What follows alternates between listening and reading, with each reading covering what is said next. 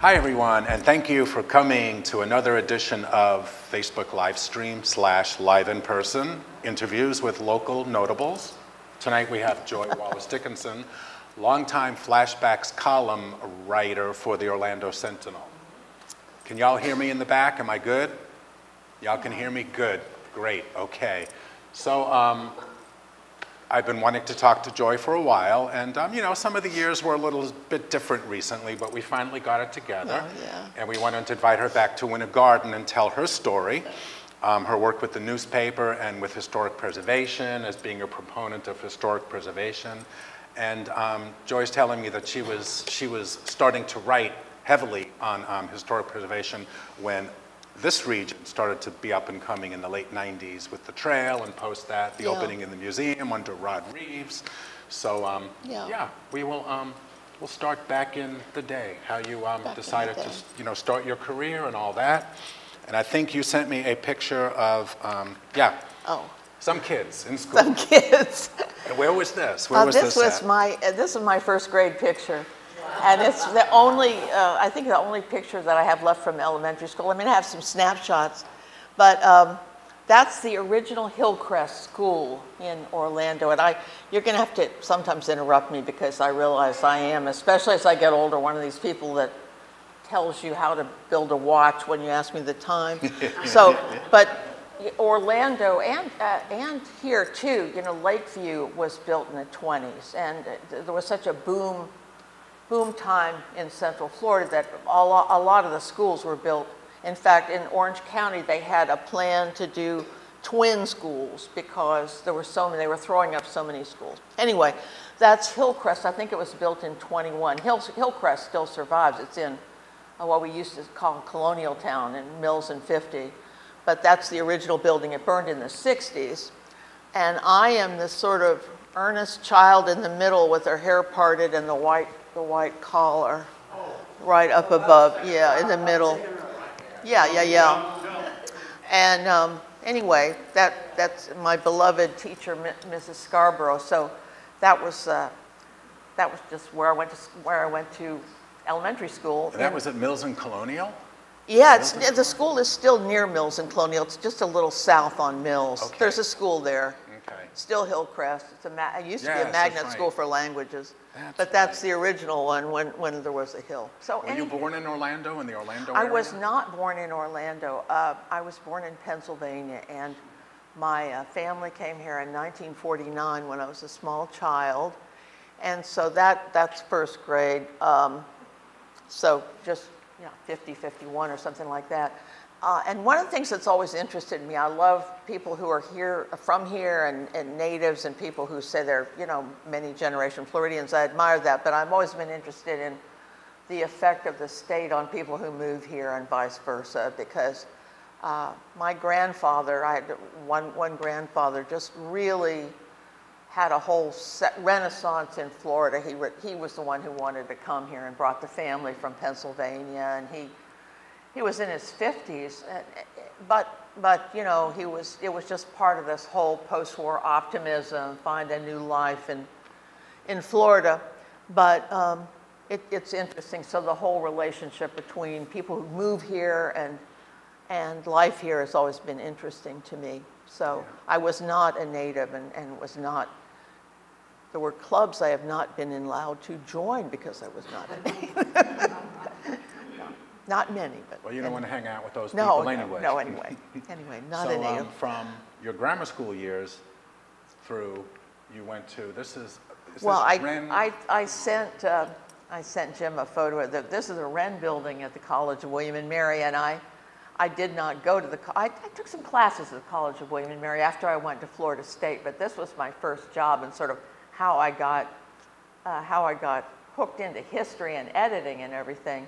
I had majored in English and history at Florida State, and I think you're talking about my careers, but I'm always interested in people's career job paths, because I mean, there are some people that know what they want to do when they're in elementary school. I just was talking to a friend whose son is doing theater, and he knew he wanted to do theater when he was 2 years old. But I think in my experience, some people that particularly are writers or editors or in publishing, sort of, it's an area that you don't really know about necessarily. So I was an English and history major, and I had a mentor and history professor, and he knew about this job opening in Williamsburg because one of his old professors was working there, and I was sort of at loose ends. I had done a year of graduate work, wasn't really quite sure what to do. It was the late 60s, and I had thought that I wanted to be a dean of women, and then decided that it wasn't the time to be a dean of women, since that was really the time when college administrators were under a lot of fire, and the peace movement and yada yada. So anyway, it sounded like a go to Virginia. So I went to work at this place called the Institute of Early American History in Williamsburg, Virginia, and that was where I sort of learned to edit history. I was a copy editor, and I was actually married in that building. No longer married, although I'm fond of my former husband. But that's the oldest academic building in America, older than Harvard. So I worked there for about 10 years, and in a program that published books in the William and Mary Quarterly, and that was sort of where I learned how to edit history from older people. I had pretty good skills, but I think there's hardly any place that you can learn to be a copy editor except by doing it, in my experience, and that's, you know, somebody who reads and helps strengthen the grammar and the expression and everything, but in this case too, also the citations. But the interesting thing about it, I think in retrospect, was I really never saw myself as a writer or a potential writer, because the writers were all these exalted people who had many doctorates and were writing these very scholarly books, and so it took me a long time to think of myself as a writer. Were you publishing while you were working? Did you edge into that while you were working here at Wren? No, I just worked on books that, I mean, they published books and I worked on them, okay. You know. You, at this point, you hadn't published anything? Oh gosh, yeah. No. Nor did I think that I had the credentials or anything. I was a... Surprised us, right? Yeah. Surprised yourself. So anyway, but I sort of learned my craft, and yeah, totally. And years later, it's a long story, but when I lived other places. I lived in California for a long time. When I moved back to Central Florida, and I had been in different kinds of publishing, but I founded what I thought was the job of my dreams at the Orlando Sentinel, which had a book department. They had this was about 1991, 92, they'd started a book department, and they were gonna publish actual trade books, I mean, but which was not really the smartest decision, because publishing is a hard business, and you have to really build up, like Peggy was telling me her book on edible plants, Peggy Lance here, has a wonderful book on edible plants, which is on the University Press of Florida's list, and that's a perennial seller for them. That's how books like that are how the University Press sustains themselves, and then how they can afford to publish new works. Anyway, so the Sentinel, the Tribune company, realized that shortly after I went to work there that it was not financially workable for them to have a book publishing company.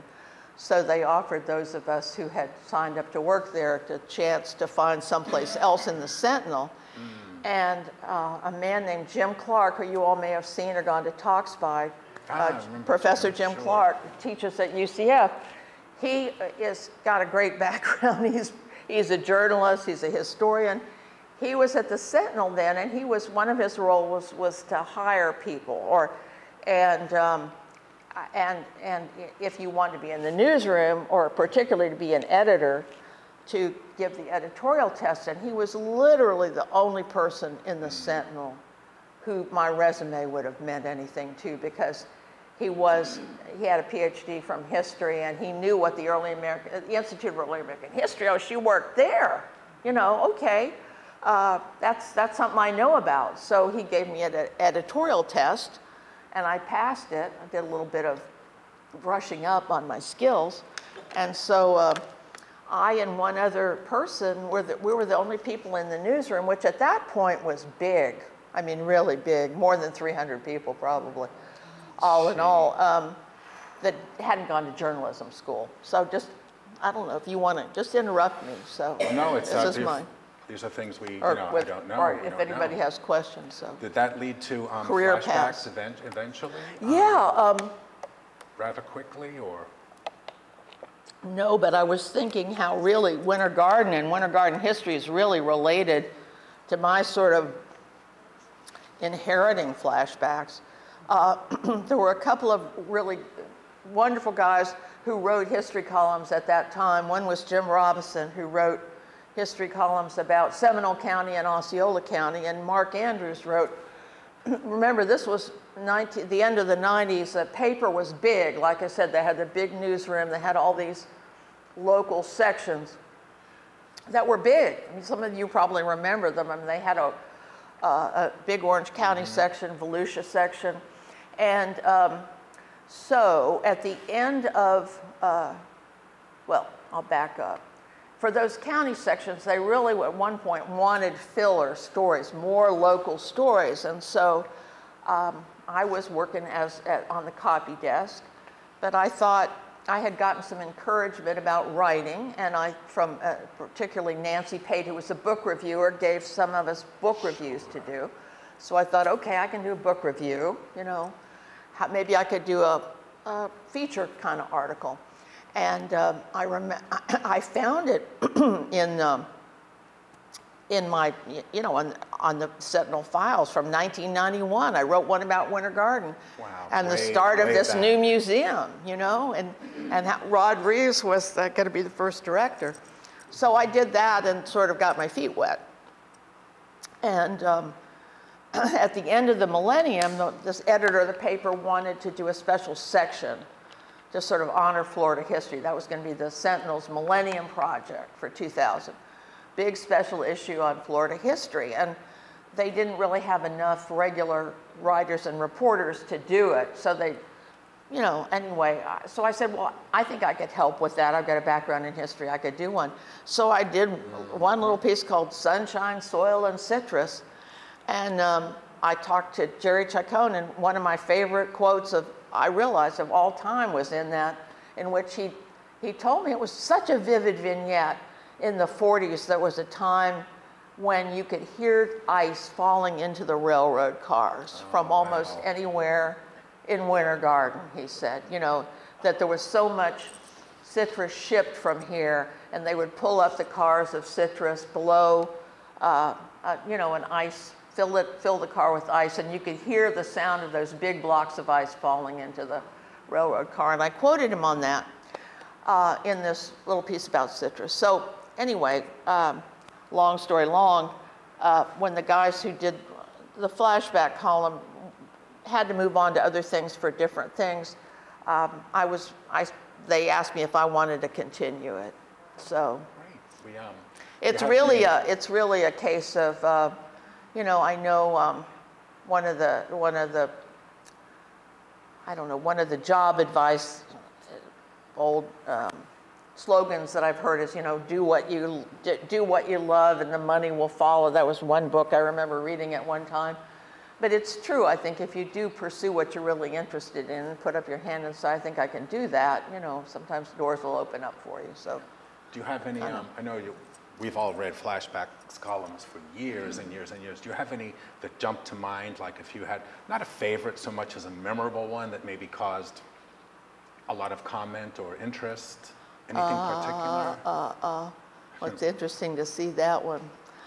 I don't know if it caused comment. I think the most memorable thing that ever happened to me, and I can't remember how it was related to a column. Well, I did. I wrote about, I don't know if those of you of a certain age may remember the name Harlan Blackburn. I don't know if anybody, Peggy's, so who was sort of the crime boss of the area. And I mean, for a long time, I used to go to a beauty parlor that catered to older ladies older than I was. And if you brought up his name, I mean, everybody'd have a story. Oh, I remember his girlfriend had come in with bags of paper money, and you know, and into something. Anyway, he was a, you know, notorious figure, and time had passed then by the 2000s, and he had been, I think he had been convicted of things, as people often are who are involved in organized crime, probably convicted on tax stuff. Can't remember all the details, but when I looked I had not lived in Orlando at the time, but one of the most newsworthy things about him, and I think it may have happened in the 70s, was he put out a hit on one of his lieutenants in a phone booth on Cimarron Boulevard. And I wish I could remember the date. I should have looked it up, and you know, I'm looking, I think I always try to tell younger people, remember when you go back and what's history to you? There are people around who've lived this, you know? I mean, so I got my lesson this way, because I looked it up. It seemed pretty far in the past. I wrote about the man that was shot was named Clyde Lee, and the story was that Blackburn had put out a hit on him. And he was shot in the phone booth, and I assumed he had died. So I got a call at the paper, and this very courtly voice said, "Miss Dickinson, this is Clyde Lee." And that was the most, you know, I wouldn't have gotten the call if I hadn't written the column. And it's interesting how people want to know. I mean, some people really want things to be accurate, and there was something I had written that really wasn't quite right about Blackburn, and he wanted to correct it. And it was something pretty minor, like there was a story that Blackburn had a piece of jewelry, a ring made. He had a ring made for himself from diamonds in an earring that had belonged to one of the big mob bosses. Somehow, our mothers, Sando Trafficani, and Mr. Lee wanted to tell me that wasn't right, that Blackburn liked to tell that story, but the diamond hadn't really come from that. But that was, you know, interesting. What you say about, you know, him calling you, if I may, when I first started here about 10 years ago, I ran a little pick of the week in the newspaper, and was sad about the fact that the woman was no longer with us. It was a childhood photo, gave a little history, description, and, you know, sad, and, you know, well, the next day I get a phone call, and she says, "You know that lady who was in the newspaper yesterday?" She says, "That's me." I would say her name, but some of you are probably cousins to her, so we'll just leave it at that. Well, I did that one time. It was one of my most embarrassing, and I won't name the people involved. They were very gracious, but I said that I referred to them as the late so-and-so. And I got very gracious calls from their family that said, no, he was not the late. They were very nice about it, but it was mortifying. I had made assumptions. Based. I won't go into it, but don't make assumptions. Sometimes you just want to get it done and okay, let's move on. Right. Yeah. There were a lot with the same last name. Let's say it that way. Yeah. But Clyde Lee was my favorite. I think thing that happened. Yeah. You were covering also neighborhoods that a lot of people weren't paying much attention to during renovation, rejuvenation. And I remember this column specifically about local, you know, African-American history sites. Right. African-American history, it's been one of my great interests, I think. And I think you all have done a great job here too. It's gotten in honoring that history. Yeah, a lot more involved. More families have come forward with photos and artifacts, so it's a lot of outreach both ways. So I always remember your columns along those lines. Yeah. Well, I remember because I was thinking it's a little bit. I'm interested in women's history so much too, and I know you had a good exhibit recently about women in Winter Garden history, but there was also. If I can point. My compatriot, Will McCoy, in the back, he does our curating and writing now. Oh, great. Yeah, so he makes sure that he asks me to make sure the spelling and the grammar's okay. Oh, that's great. He can run with it, so Oh, that's great. He did that exhibit, and most all the ones that we have now, Will works on. Oh, that's great. Well, I confess, I didn't get to see that one. But I remember there was an earlier one, and I think it was 2005. I think that was along with and it was, and there were the two Mildreds who were Mildred Dixon and Mildred Ward, I think, were honored, and who were African. They were among. It was the ladies that were honored. Some were African American, and some were, were not. Yeah, they but had a was, reception. Dixon. I can't remember the other lady's name. Right, Mildred Dixon and. Mildred Dixon, but you know, there was a lady that was there. I remember talking to her, but that's also where I heard about some more about. Rod always told me about Grace Mather Smith. And that's going away. That's one of your favorites, yeah. Yeah, right, one of my favorites. Your favorite topics. I have a couple of pictures of her that we'll get to. Yeah, we'll get to in a minute, but yeah, I want to hear your take so on her. African American, Yeah, and like I say, you've always done a stellar job on that and just keeping it in front Well, of I people. know. I think this column was inspired by the state had done a African American Heritage Trail, and you know, there were places in Orlando I didn't really know about. I mean, I didn't know about it all. Like the Hankins residence, I think, is just Dr. Hankins, who was one of the, and the Collier building. This is interesting. I'll talk about that. People always assume, I think incorrectly, that in Orlando the west side was always African American and divided by the railroad line or Division Avenue. And early on, that wasn't really the case necessarily. I think that pattern became, it did become real and became legislated in some cases. But the Collier building was owned, right down at the bottom, is a building on Church Street, literally right around the corner from Orange Avenue, that was owned by, one of the owners was Mr. Collier, who was a tailor, who had a business there, African American. And then there was a whole community called Jonestown, which was over by Greenwood Cemetery. Yeah. So there were definitely cases of neighborhoods of, you know, different communities. Like we're discovering here as we delve deeper. Yeah, it's easy to assume that what you know in your lifetime was always the case, but sometimes it wasn't. Yeah, the more you talk to people, the more you're finding out. Yeah. Yep, and getting re-educated, let's say. Yeah. And speaking of historic preservation, I know you and I were in touch.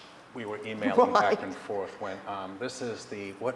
It's Casa Feliz. Yes, Casa Feliz in Winter Park. It was moved rather than demolished. Yeah. And then right before that was the Capen House. That's Winter Park's great dramatic cases of, oh my gosh, of moving things. Yep, but Jim said the greatest quote, and I'm not going to be able to remember it. Oh, but I do. Do you remember? Well, say it. I do. Exactly. Thank you. We were talking about this, the fact that people are attracted to an area because of the architecture and the heritage. Oh, look at these great houses. And then they buy a place and it's gone. And I said to Joy, why move to an area that you're attracted to because of its treasures and then proceed to tear it down? Yeah, you know, right. Right, or put up a McMansion, you know. I mean, it's interesting. Casa Feliz. This one they floated. This one they floated. And Casa Feliz, one of the real interesting things about it that I think a lot of people don't know is the bricks came from the first big building in downtown Orlando was the Armory building. And it was built in about 1885. And it was near where the History Center is now. And it was torn down in the 30s, and James Gamble Rogers bought the bricks from the Armory building to use in Casa Feliz. Because, I mean, they really were old bricks that were distressed.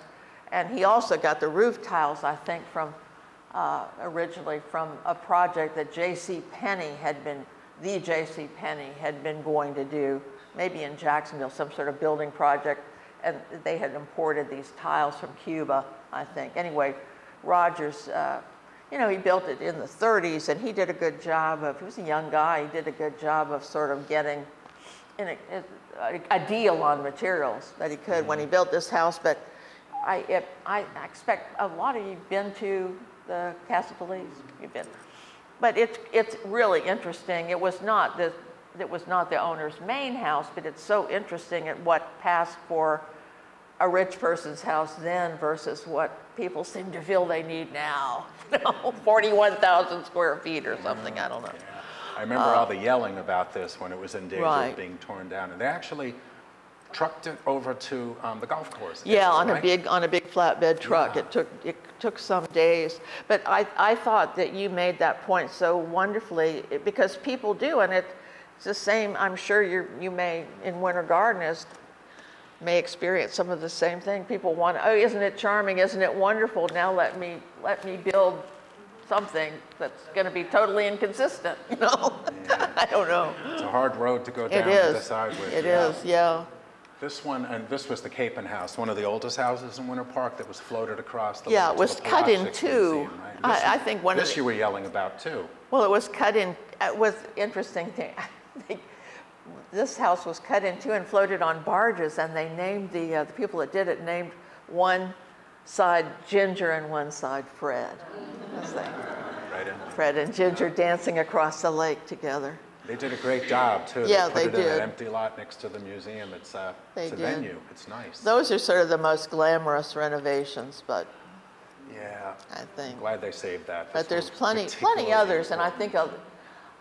think, I mean, and of course, just kudos to Winter Garden. I mean, that's in looking back on, so I wrote my column from the beginning of 2000 through January 2023, and that really was the time when Winter Garden blossomed too. Yep. You know? Right there before the clock tower and Centennial Plaza, Right. the tracks were moved, and just all the Right. all the buildings were there. Just two or three were, you know. Well, I very looked few, back but in it's- early looks the 2000, I same. wrote a column about the Edgewater Hotel, and again, I think maybe Rod had told me about it, and people were just starting to renovate it, and it would, you know, there were areas where nothing but pigeons had been in there. I mean, it was just Yep. unbelievable the shape it was in.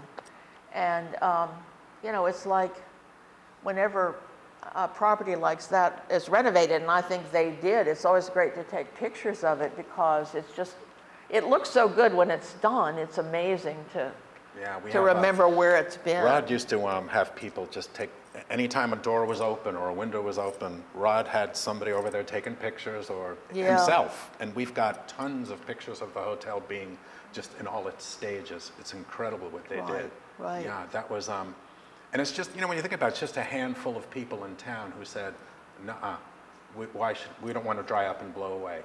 Let's save this hotel and make it an attraction. Right, and putting the that's what museum started right it. here, you know, history has really been a driver of, Yeah, right here of in that. the 2 blocks. Yeah. Right. Yeah.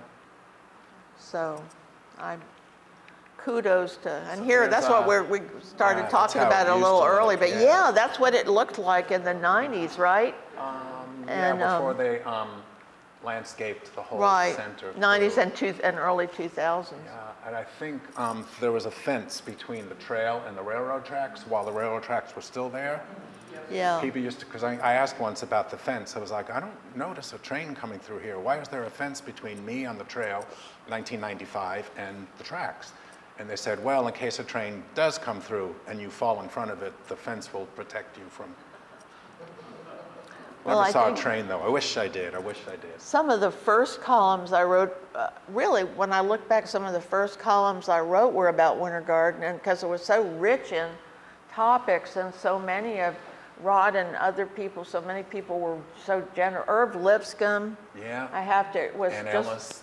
so wonderful about, and I noted names, and Linda Severance was a Linda great Severance baller, worked and with B. us, Diriso yeah. was another board member. I mean, Yeah. people were so invested and so generous in telling stories. And Irv and I, who shared a lot of, who I just ran into at the Philharmonic, shared a lot of the same interests in movie theater history and railroad Yeah. history.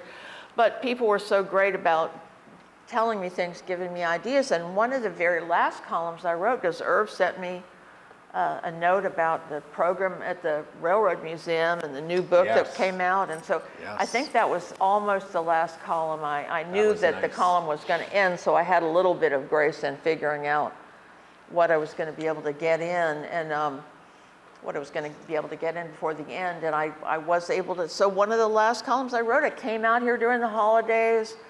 I felt Yeah, like that I was was great. in, That was nice. I felt like I was in, you know, Bedford Falls, I mean, Jimmy Stewart's town, you know, at as it looked, I mean, Yeah. the good version, not the way it would have been if it were Pottersville. You know, remember in It's a Wonderful Life, you saw what it would have been like if he hadn't been there. But, you know, it was just so wonderful, particularly at holiday times, see all the lights up and down, and people lined up to get in restaurants. And, Yeah, it's oh my. right? Such a difference.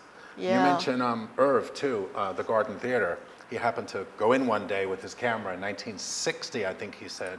He took a couple of snapshots of the inside, black and white.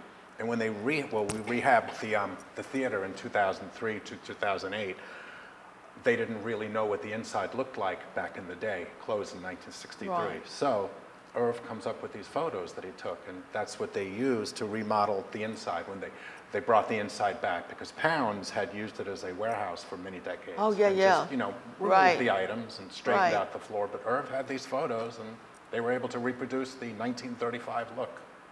more Oh, or wow, less. yeah. With the ceiling. Yeah, the balconies and the star ceiling. The they star put up. ceiling, Yeah, yeah. and the raked stage, you know, the raked floor and the stage. Yeah. Yeah. Yeah. Good for those two pictures. But that's typical of people in this town. They're so, and people who grew up here and worked here and went to school here, they're so interested and invested. Yeah, invested. They just are so, know. I mean, they share things with us all the time, as you know. It's very special, really Yeah, is. not a lot of small towns this size have, well, thanks to you all, such a history center and a collection and artifacts, two Right. museums, Right, an archive. It's incredible. right. Tell me, I know you like to talk about Grace Grace Mather-Smith. Mather-Smith, one of your favorites. One of my favorites. Well, again, I keep pointing Rod Reeves over here. He's a great source of so much information. Definitely. But I think Rod told me about Grace first. But Eve, you know, one of my heroes that I still think has not been recognized adequately was Eve Bacon, who was a newspaper woman, but was from Oakland, and you know, wrote this 2-volume history of Orlando in the 70s. It was a bicentennial project, and it's still the source. I mean, for a lot of stuff about Orlando history, she just, you know, it's 2 volumes, just chock-a-block. But she wrote a little history of Oakland too, Yeah. and she had this anecdote about Grace Mather-Smith, and you want to tell it Should the clean version or the I won't know. Or I can, well, I think a lot of you might be familiar with it. Yeah, And then I'll let you talk about what you thought, you know, your feelings. Yeah, or I on can, it. yeah. She was giving a big party in Oakland, and for a lot of people, big parties at the big house. This is over in at the Spear 20s Park. probably, yeah, right? I think Yeah. so, yeah. And she needed something for the party, so she apparently got in her roadster, we have a picture of that, and sped towards Orlando to shop for it. And I think as she was going through Ocoee, the cop stopped her and said, "You're speeding, Mrs." He knew who she was. "You're speeding, Ms. Mather-Smith. I'm going to have to fine you $10. And she says, "Well, here's $20. I'm going to be coming through here like a bat out of..." Keep the change, In about Buster. 15 minutes. Yeah, keep the change. Well, I think I got it right. yeah, I got it right. Keep the change, Buster. Keep the change, Buster. That's more like the it. change, Buster. Well, so And that's her as a little girl. you know, there's Grace Park in Oakland. So I was thinking about why she fascinates me so much. I think, well, go show the next picture of Grace. So Grace had been on the stage, and she was the much younger wife, I don't know if it was second wife or not, of an industrialist, and who adored her, apparently. We don't really know very much about him, but here she is with her cigarette, and this is a photo from your collection here. Yeah, I think this was from when she performed in Carmen in Chicago, if I'm not mistaken. I'm not, so she was from Chicago, so here she is, landed in this pretty small town, and her husband, they built a big house. And usually I'm suspicious of stories like the Keep the Change Buster, because it's just, sometimes if a story is so good, it may be a little too good, it may be embellished a little bit, but at the exhibit, and you want to show the picture of her in her roadster? Here we have. So here she is as an older woman. So at this exhibit, in about 2005, I think, there were a couple of older gentlemen there, and they were talking about Grace, and they had known her, they remembered her, and one of them had a dry cleaning business here. And I think she must have, and so I was eavesdropping, although I did quote the one man, so I must have talked to them, that I was sort of eavesdropping on their conversation, because one of them said, well, what did you think of her? And he said, well, I really liked her, you know?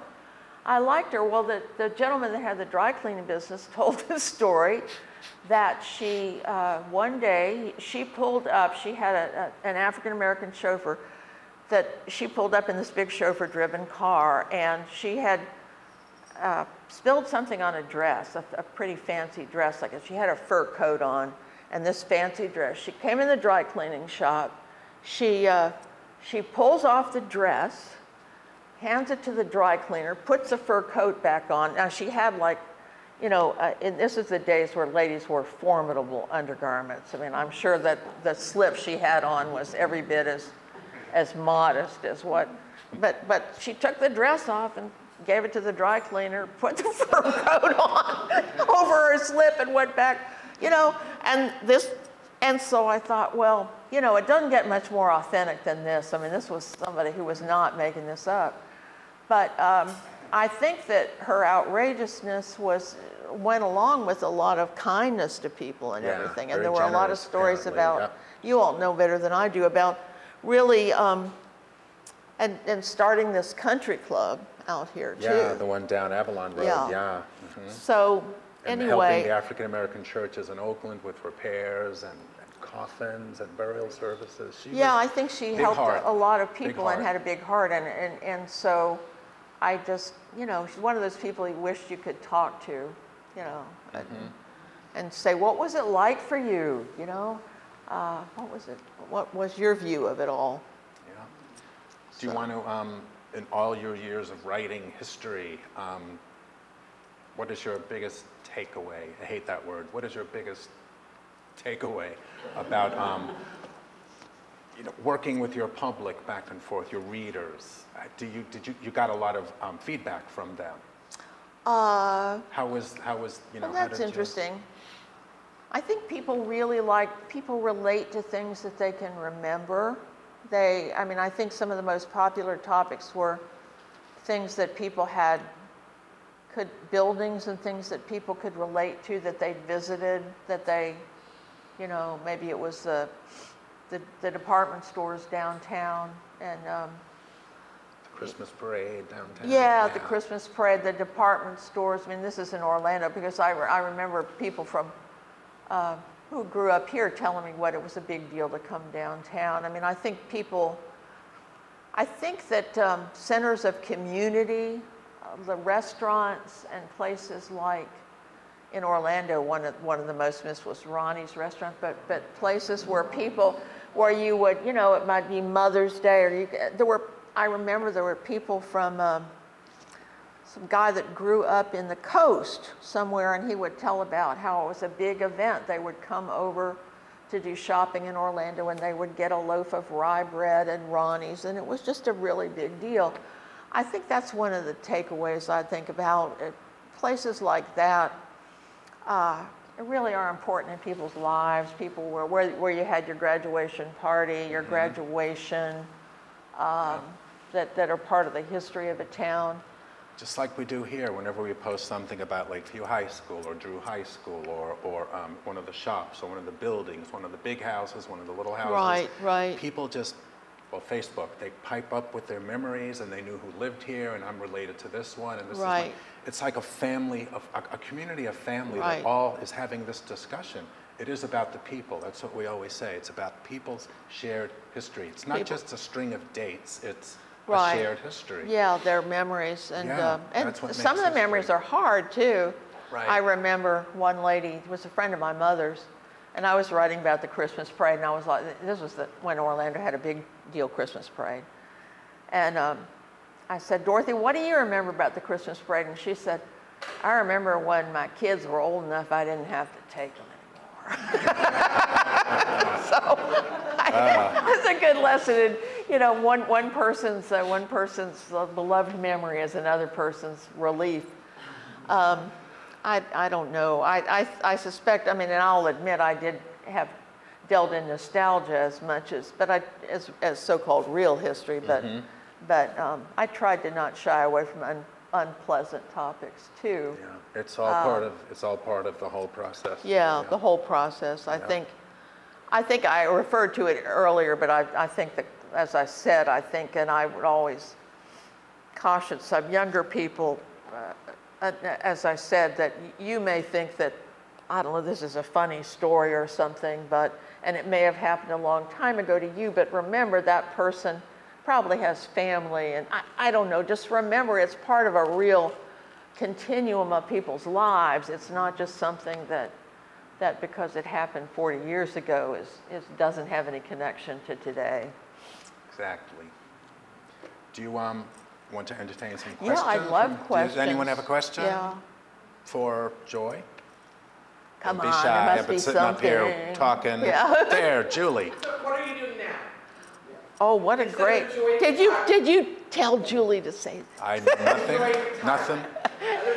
One of the things I'm doing now is, and I didn't want people to think that I started this after the column ended, because I've been working on this project for years and years, but I'm always, I read a lot of mystery books, and I mean pretty light mystery books, not, pretty light mystery books, and I thought that, and I really did, it's true, when I was a kid, I would go down to Ivy's department store they had a book department in the mezzanine, I think, and spend my allowance on Nancy Drew mysteries.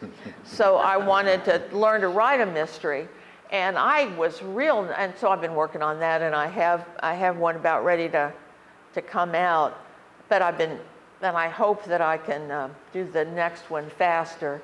And I was very naive about it in the beginning. I thought that, well, I know about a lot, I know about things that happen. I can just make up a story and throw these things from the past in there.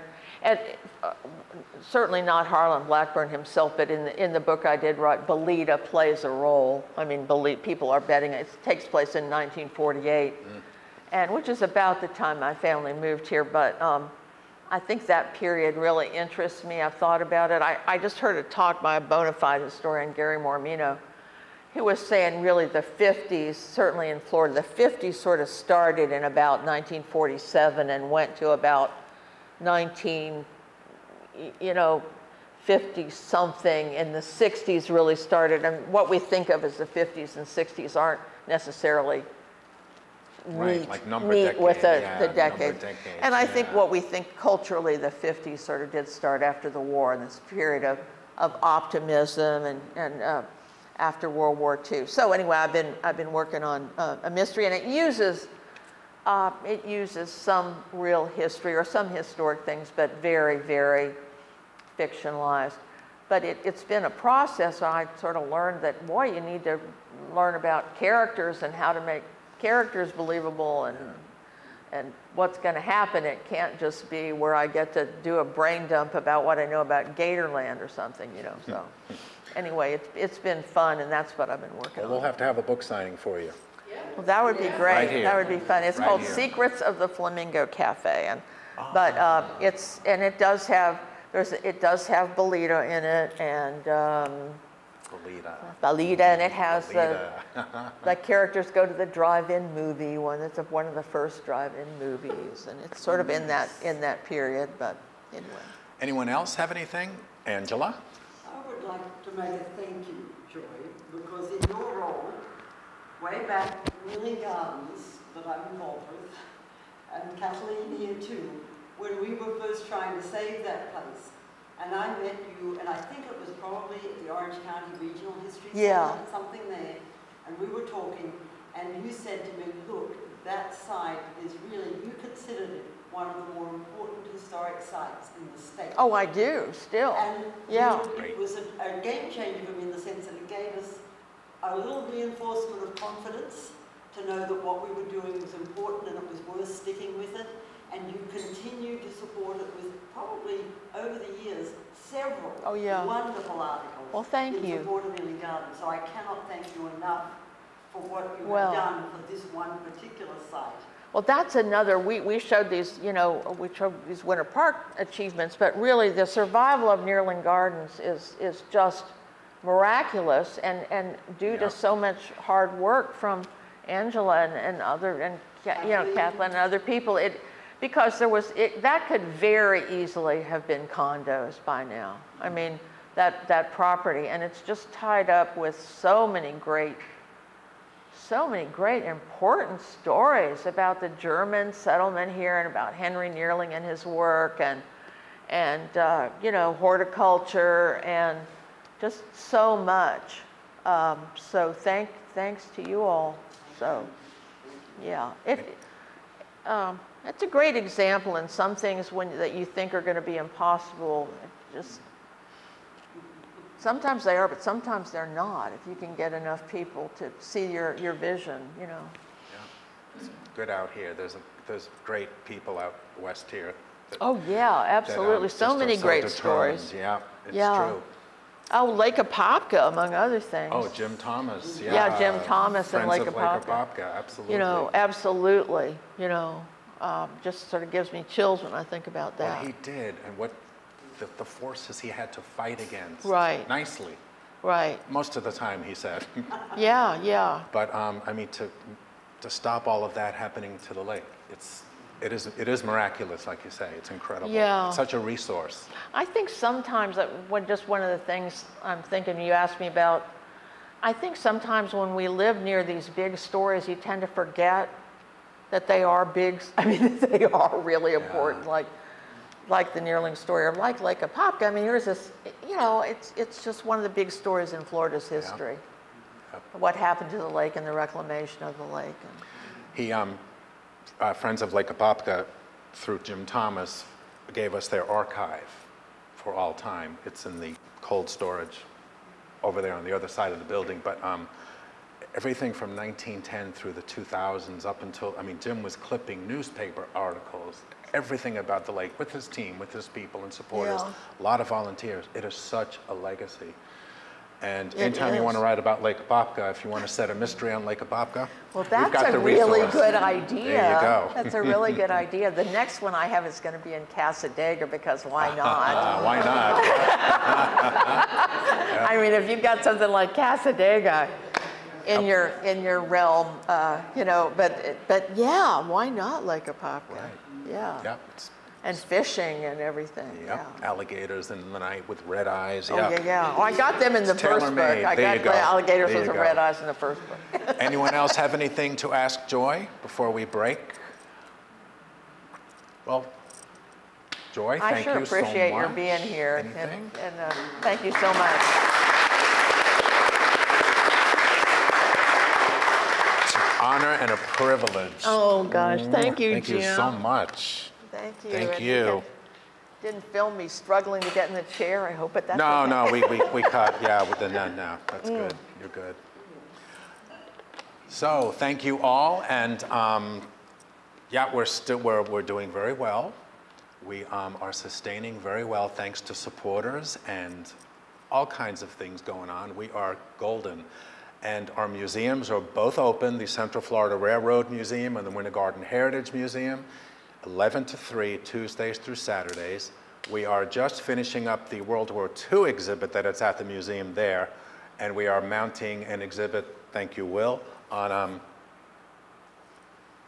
June 1st. Or the police and fire exhibit. Oh, that's right, that's a Forest for the Trees. The police and fire, well, public safety in our area, West Orange County. We have an exhibit on the policemen and firemen going up in the museum next week. And of course, the Central Florida Railroad Museum, if you haven't been lately, it's expanded. There are exhibits, everything is bright and shiny, and there are cabinets full of items. You gotta go to the Railroad Museum. And both museums are free, thanks to your generous support. But there's little donation boxes all over the place, so, you know, that helps. The word, you know, there's so many hidden gems, but the Railroad Museum is really one. I mean, I don't know. Incredible. I mean, it's really amazing. Yeah. Of course, we have our archive here for research. You folks, we're open also at 11 to 3, Tuesdays to Saturdays. You can find, I'm looking at people, and I know your family files are in the archive, so feel free to come look up, take pictures, and just do research. Even if you just want to read about the area, that's what we do. We want people to come and see us, and you have. So we thank you so much. I appreciate all of you.